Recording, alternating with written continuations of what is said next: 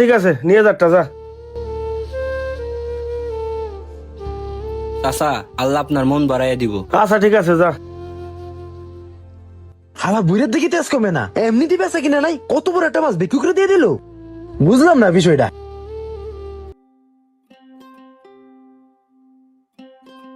চাচা তেলাপিয়ার কেজি কত? 260 টাকা কেজি বাবা। 260। তিনটাই আছে? না বাবা আরো আছে, 50 কেজি আছে। 50 কেজি আছে? আচ্ছা অত লাগবো না, আমার তিনটাই লাগবো। 250 করে রাখেন, আমার তিনটাই দিয়ে দেন, একটু কাইটে দিয়েন। আচ্ছা দিতেছি দাঁড়াও।